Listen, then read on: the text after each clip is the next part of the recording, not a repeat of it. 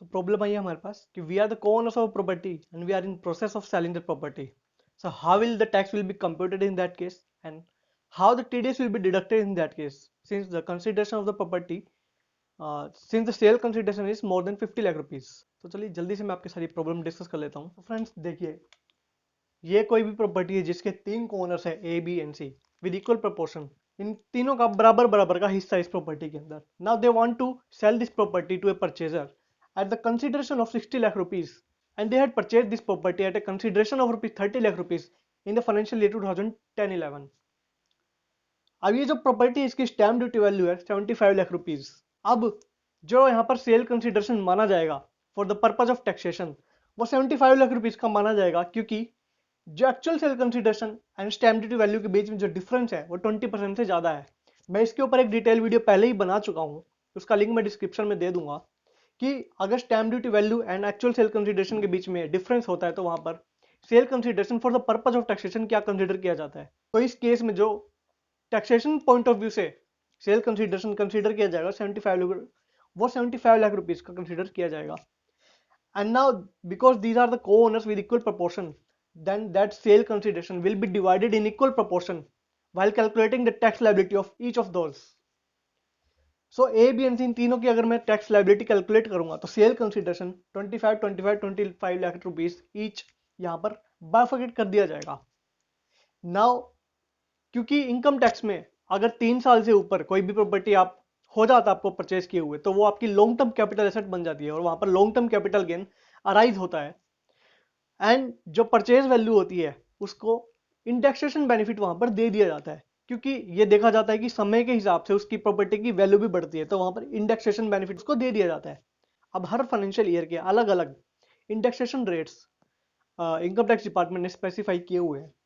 जो financial year 2020-21 के लिए 301 है एंड फाइनेंशियल ईयर 2010-11 के लिए वो 167 है.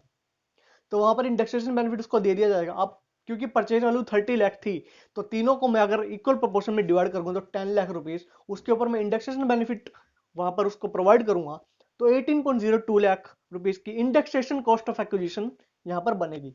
तो वो मैं तीनों के सेल कंसिडरेशन में से माइनस कर दूंगा, तो मेरे पास long term capital gain arise होगा इन तीनों का अलग अलग 6.98 lakh rupees each. Now they have to pay the tax at the rate of 20% because it is a long term capital gain, and the LTCG is taxable at the rate of 20%. So their tax liability will be 1.4 lakh each. अब जब इन तीनों ने 60 लाख के sale consideration में property cell की buyer को, now the situation will arise that buyer will have to pay the TDS also. Buyer will have to deduct the TDS while making the payment to them, and that TDS will be deposited by the buyer to the credit of central government account.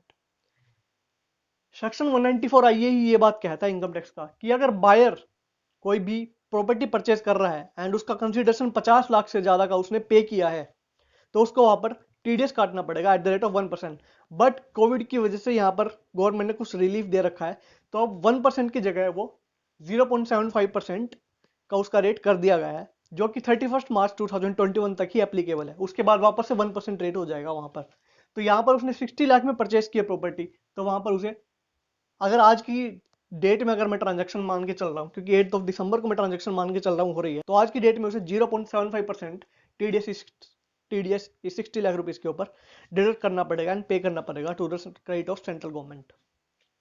But ये similar case जो था, इसके ऊपर adverse opinion दिया है ITAT Jodhpur, income tax appellate tribunal of Jodhpur ने इसके ऊपर एडवर्स ओपिनियन दिया है, जो कि उसने एसएससी के फेवर में दिया है, जिसमें वो कहता है क्योंकि बायर ने 60 लाख रुपीस का कंसिडरेशन पे तो करा है, पर तीनों को ओनर्स को 20-20 लाख रुपए ईच पे करा है, तो ईच को ओनर को तो उसने 50 लाख से कम ही पे करा है, तो वहां पर इस सेक्शन 194A आईए की एप्लीकेबिलिटी नहीं बनती.